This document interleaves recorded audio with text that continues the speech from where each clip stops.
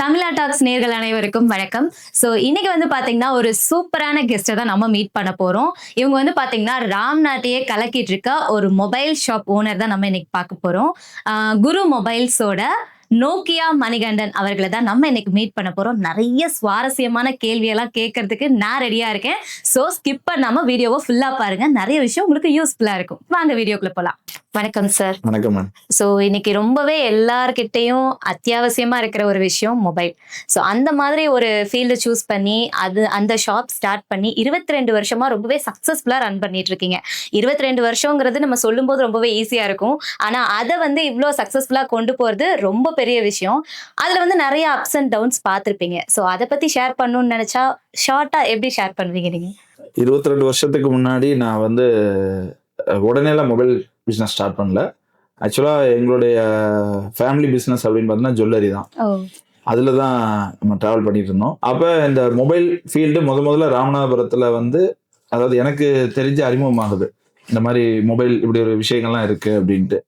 அப்போ அதை பற்றின விஷயங்கள் எனக்கு பிடிக்க ஆரம்பிச்சது. அப்போ ஏன் இந்த மொபைலை எடுத்து நம்ம பண்ணக்கூடாது, பிஸ்னஸாக எடுத்து பண்ணக்கூடாது அப்படின்னு சொல்லிட்டு ஃபர்ஸ்ட் ஒரு ஸ்டார்டிங்ல ஒரு 2-3 மொபைலை வாங்கி சும்மா ஒரு 2-3 முக்கியமான விஐபியில் கொடுத்தேன். அப்புறம் அவங்க எல்லாரும் எனக்கு வந்து நிறைய விஐபியில் அறிமுகப்படுத்தி, மணி நீங்களே இந்த மொபைலை ஃபுல்லாக சஜஸ்ட் பண்ணுங்க, நீங்க கொடுத்த மொபைல்லாம் நல்லா இருக்கு அப்படின்னாங்க. ஸோ அதுவே இன்னைக்கு வந்து பிஸ்னஸாக மாறி இன்னைக்கு என் பேர் நோக்கியா மணியா மாறினதுக்கு மெயின் காரணம் அதுதான். சூப்பர்ல. நம்ம ப்ரொஃபஷனலே நம்மளுக்கு வந்து ஒரு பேர் நம்மளுக்கு கொடுத்ததுன்றப்போ அதுக்கான ஹார்ட் ஒர்க் போட்டாதான் அந்த பேர் நம்மளுக்கு கண்டிப்பா வரும். அண்ட் வந்து ஜுவல்லரி ஷாப்புக்கும் மொபைல் ஷாப்புக்கும் எந்த சம்மந்தமும் இல்லை. நீங்க டக்குன்னு இந்த இதுக்கு வந்ததுக்கு கண்டிப்பா ஏதாவது ஒரு ரீசன் இருக்கும். ஸோ அந்த ரீசன் என்னன்னு சொல்ல முடியுமா சார்? என்ன ரீசன் அப்படின்னா, அப்போ வந்து இப்போ 22 இயர்ஸ்க்கு முன்னாடி பார்த்தீங்கன்னா என்னுடைய ஏஜ்ன்னு பார்த்தீங்கன்னா ரொம்ப கம்மி தான், சின்ன பையன் தான். அப்போ வந்து எனக்கு ஒரு 500 ரூபா காசே வந்து பெரிய விஷயம். வீட்டில் வந்து அதெல்லாம் தீபாவளி தான் கொடுப்பாங்க.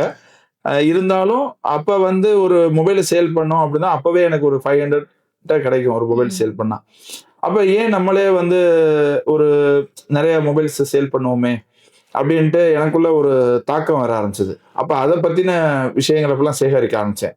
அப்புறம் நோக்கியா, சாம்சங், மோட்டோலோ இந்த மாதிரி நிறைய மாடல்ஸ் வர ஆரம்பிச்ச உடனே எல்லா மொபைலை பற்றியும் லேர்னிங்ஸ் அதிகமாக எடுக்க ஆரம்பித்தேன். அப்போ எங்கள் மாமா வந்து என்னை சத்தம் போட ஆரம்பிச்சாரு, எப்பா நமக்கு வந்து மொபைல் பிஸ்னஸ் கிடையாது, நம்மளுடைய பிஸ்னஸ் வந்து ஜுவல்லரி தான், நீ அதை மட்டும் கான்செப்ட் பண்ணு அப்படின்னாங்க. ஆனால் எனக்கு வந்து கடைசி வர மொபைல் ஃபீல்டில் தான் நாட்டம் அதிகமாக இருந்தது. இன்னைக்கு அதை நான் சக்ஸஸாக நோக்கி போயிட்டு இருக்கேன். சூப்பர். நம்மளுக்கு ஒரு விஷயத்து மேல லவ் இருந்துச்சு அப்படின்னா யார் தடுத்தாலும் நம்ம அதுல கண்டிப்பா நிச்சயமா. சார், இப்போ வந்து மொபைல் ஃபீல்டுன்னு எடுத்துக்கிட்டா சின்னதா நிறைய ஸ்டார்ட் பண்றாங்க. ஸோ காம்படிஷன் பார்த்தா ஹெவியாவே இருக்கும். இந்த மாதிரி காம்படிஷன்லாம் நீங்க எப்படி ஃபேஸ் பண்றீங்க? காம்படிஷன் அப்படின்னாலே வந்து இன்னைக்கு எல்லா பிஸ்னஸ்லையுமே காம்படிஷன் தான்.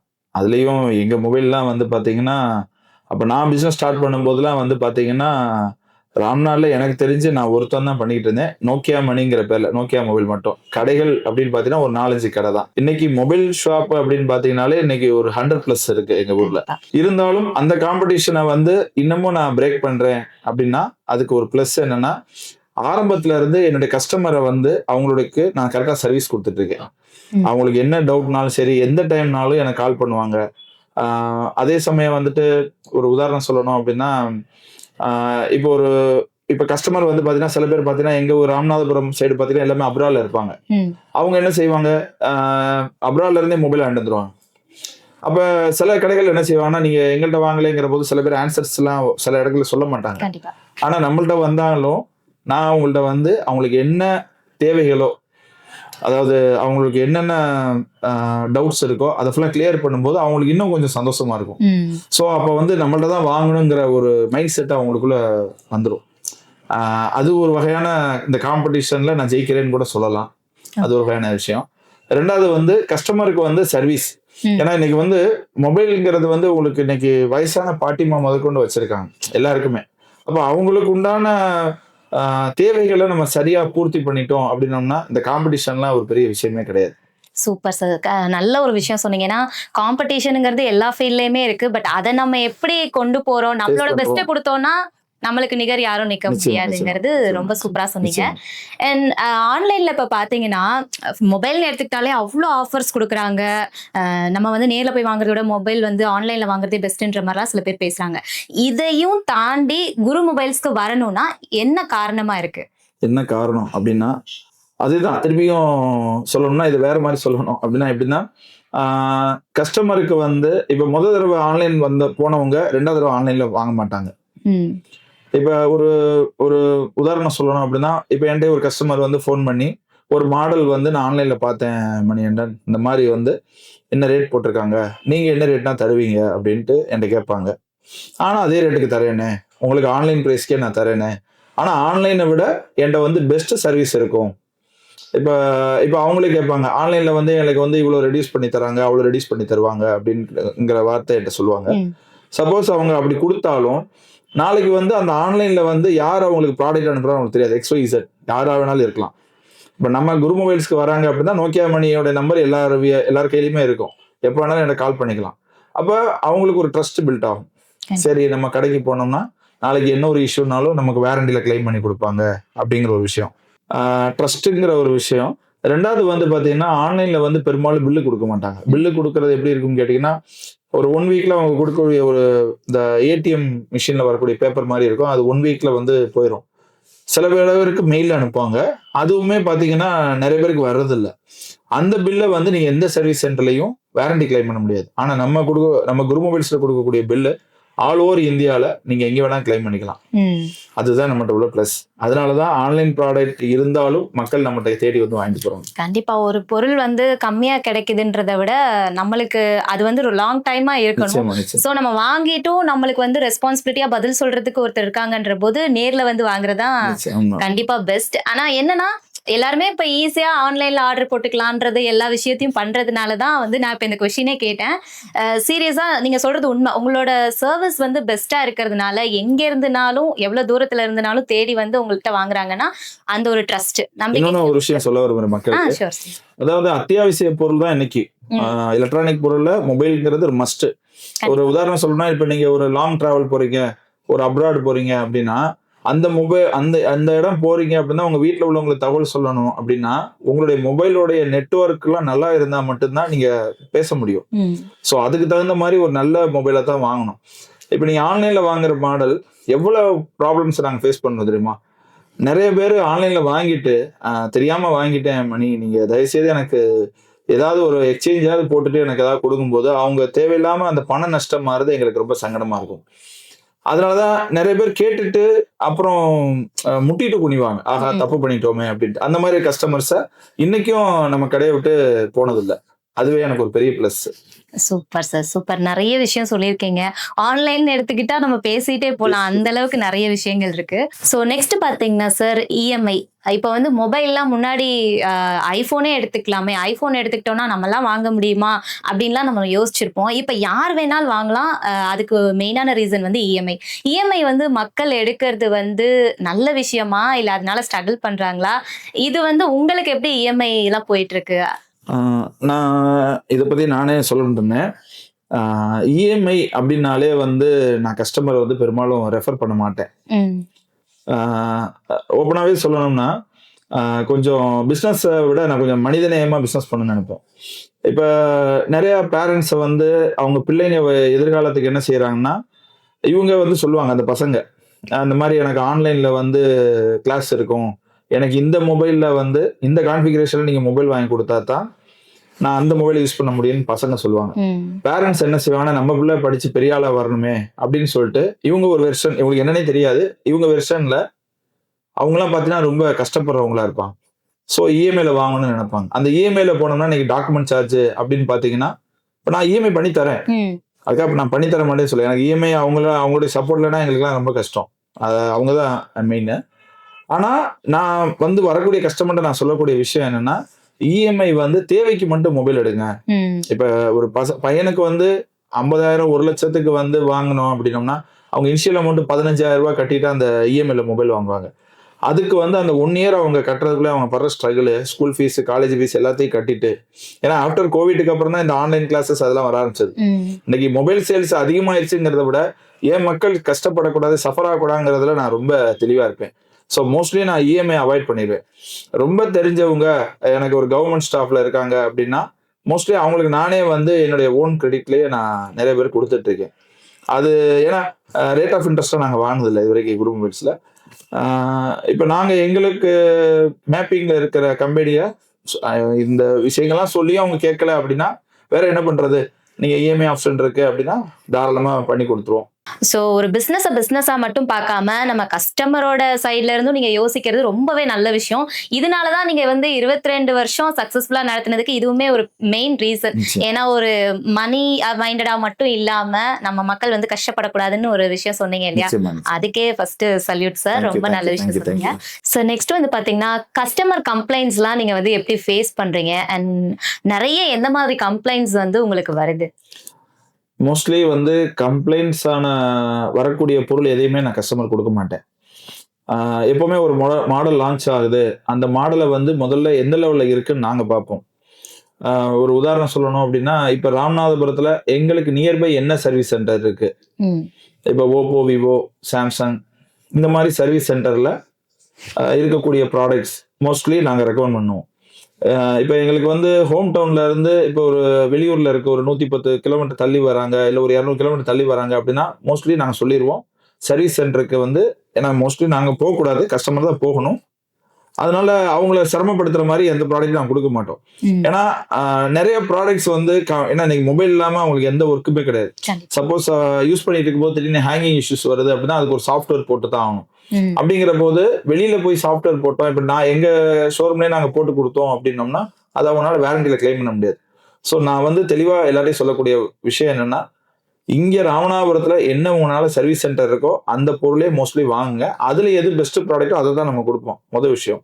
ரெண்டாவது, இப்போ ஐபோன்ல இது வரைக்கும் ஒரு கம்ப்ளைண்ட் வந்ததில்லை. ம். ஸோ அதை நாங்கள் நிறைய கொடுத்துருக்கோம், நிறைய ரெக்கமெண்ட் பண்ணுவோம்.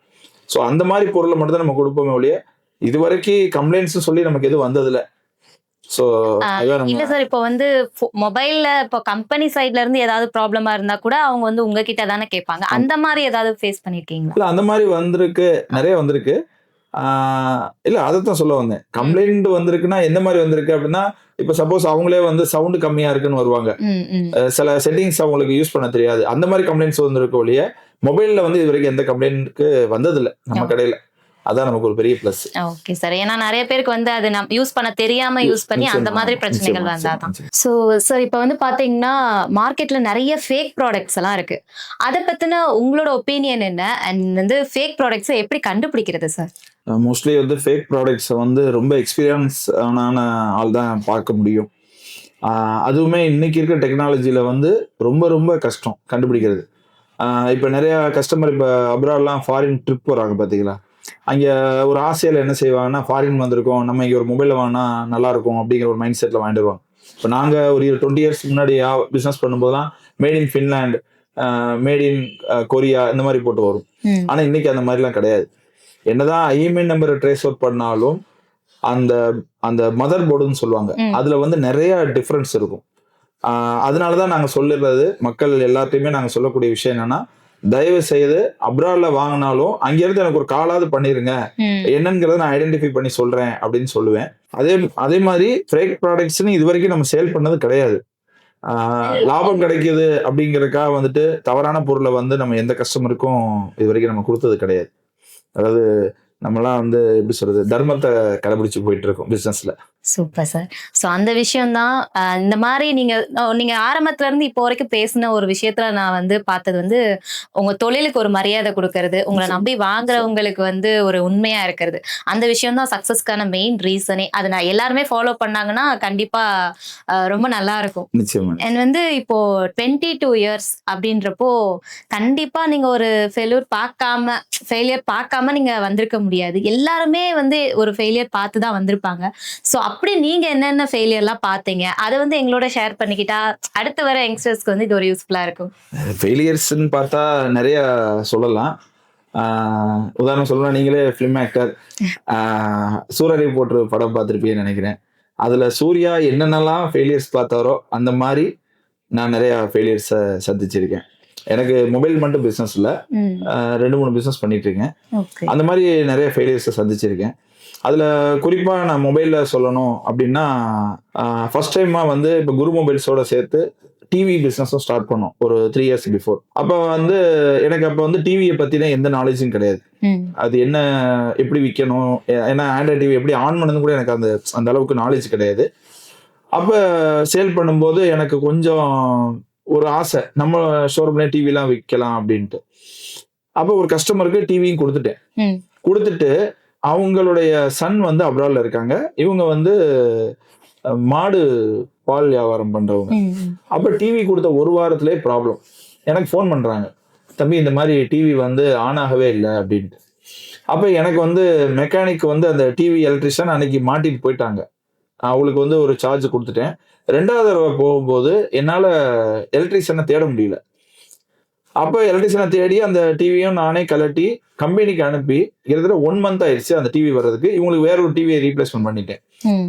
அப்ப அந்த பெரியவர் என்ட்ட சொன்ன ஒரு வார்த்தை, "தம்பி நம்ம பொருள் குடுக்கறது முக்கியம் இல்ல. இப்ப எங்கள மாரி வயசானவங்க ஃப்ரெண்டோட ரிலேஷன்னால நான் வந்து உங்கள்ட்ட நான் ஆர்டர் குடுத்துட்டேன். ம். நாளைக்கு இதே மாரியே நீங்க குடுக்கக்கூடிய இடங்கள்ல வந்து இந்த பிரச்சனைய நீங்க ஃபேஸ் பண்ணீங்க அப்படின்னா, நாளைக்கு யாருமே கடைக்கு வந்து டிவி வாங்க மாட்டாங்க.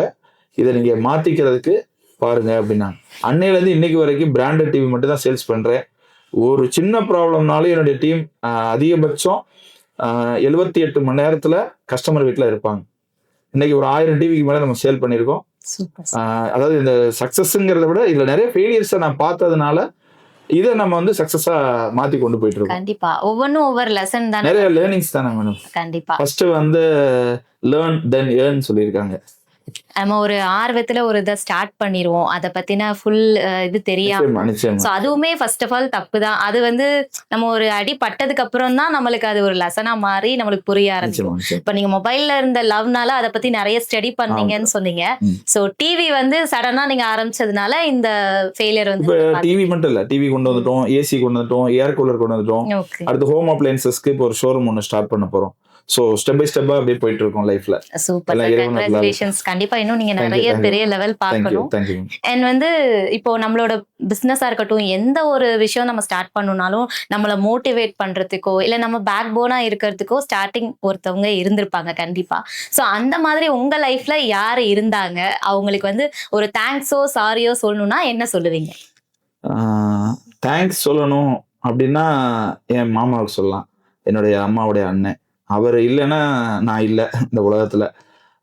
என்னை படிக்க வச்சதுலேருந்து என்னைய வளர்த்து ஆளாக்கி என்னைய இந்த அதாவது எப்படி சொல்றதுன்னா இந்த பிஸ்னஸ்ல என்னை அழகு பார்க்கணும் அப்படின்னு நினைச்ச ஒரு உன்னதமான மனிதர். இன்னைக்கு அவர் என் கூட இல்லை. அவர் என்ன மாதிரிலாம் நான் வாழணும்னு நினைச்சாரோ அந்த வாழ்க்கையை இன்னைக்கு நான் வாழ்ந்துட்டு இருக்கேன். அவர் கூட சேர்ந்து வாழ முடியலங்கிற ஒரு வருத்தம். சாரி சொல்லணும் அப்படின்னா என் மனைவிக்கு சொல்லணும். ஏன்னா பல தடவை அவ என்னை நிறைய மோட்டிவேட் பண்ணியிருக்கா. பிஸ்னஸ் எப்படி பண்ணணும் அப்படி பண்ணணும். அப்ப ஏன்னா இதுல இன்னொரு விஷயம் நான் சொல்லணும்னு ஆசைப்படுறேன். எனக்கு அப்ப ஆன்லைன் மார்க்கெட்டிங்ல எப்படி பிசினஸ் பண்றேன்னு தெரியாது. ஆன்லைன்ல பிசினஸ் பண்றாங்கன்னு தெரியும். மொபைல்ல சேல் பண்றாங்கன்னு. எனக்கு அதை எப்படி இப்ப நீங்க இன்டர்வியூ எடுக்கிற மாதிரிலாம் நிறைய விஷயங்கள் எனக்கு தெரியாது. அப்ப என்கிட்ட நிறைய விஷயங்கள் சொல்லுவா. இன்னைக்கெல்லாம் வந்து ஆன்லைன் மார்க்கெட்டிங் தான் பிசினஸே, அதை நீ கத்துக்க அப்படின்னு சொல்லி என் மிஸ்ஸஸ் நிறைய சொல்லுவா. அப்ப அவ சொல்லக்கூடிய விஷயங்கள் எதையுமே நான் கேட்க மாட்டேன். இப்ப அவ சொன்ன விஷயங்கள் நிறைய எனக்கு யூஸ்ஃபுல்லா இருக்கு. ஸோ அவளுக்கு சாரி கலந்த ஒரு தேங்க்ஸும் சொல்லிக்கிறேன். இதுதான் என்னுடைய சக்சஸ் காரணம். எங்க மாமாவும் என்னுடைய மனைவி. Super sir. ரொம்ப அழகா வந்து எக்ஸ்பிளைன் பண்ணீங்க. கண்டிப்பா நம்ம வந்து நிறைய இடத்துல வந்து நம்மள மோட்டிவேட் பண்றது நம்மளோட பேரண்ட்ஸ் அண்ட் வந்து நம்மளோட நம்ம துணையா வர்றவங்கன்னு தான் சொல்லுவாங்க. அதை தாண்டி மாமா, அதாவது உங்க அம்மாவோட தம்பி அண்ணன். அண்ணன். ஓகே. அப்படி இருந்து ஒரு ரிலேட்டிவா இருந்து சப்போர்ட் பண்றது வந்து ரொம்ப பெரிய விஷயம். இப்ப நிறைய இடத்துல அந்த இது இல்ல. சோ அதை வச்சு நீங்க இவ்வளவு தூரம் சக்சஸ் பண்ணி அந்த இதை மறக்காம இப்ப நீங்க சொல்றீங்க பாத்தீங்களா? உண்மையாவே ரொம்ப பெரிய விஷயம் சார். நிறைய விஷயம் ஷேர் பண்ணிக்கிட்டீங்க. அண்ட் ஆல்சோ நிறைய உங்ககிட்ட நல்ல ஒரு பாசிட்டிவான விஷயம் நாங்க நிறைய கேட்டோம். இப்போ ஸ்டார்ட் பண்ண போற, நியூவா ஸ்டார்ட் பண்ணணும்னு இருக்கிற எல்லாருக்குமே நீங்க பேசின எல்லா விஷயமும் ஒரு மோட்டிவேட்டா இருக்கும்னு நம்புறேன். And thank you sir. Thank you so much. And மக்களே, கண்டிப்பா இந்த எபிசோட் நீங்க பார்த்திருப்பீங்க. சார் சொன்ன நிறைய விஷயம் நிறைய பேருக்கு யூஸ்ஃபுல்லா இருந்திருக்கும். நீங்க ஒரு பிசினஸ் ஸ்டார்ட் பண்ணணும் அப்படின்னா நிறைய விஷயத்த வந்து நீங்க ஃபர்ஸ்ட் ஸ்டடி பண்ணுங்க அண்ட் தென் ஸ்டார்ட் பண்ணுங்க. அண்ட் இதே மாதிரி ஒரு சூப்பரான கெஸ்டோட நெக்ஸ்ட் மீட் பண்றேன். இந்த சேனலை தொடர்ந்து ஃபாலோ பண்ணிக்கோங்க, சப்ஸ்கிரைப் பண்ணிக்கோங்க. பை.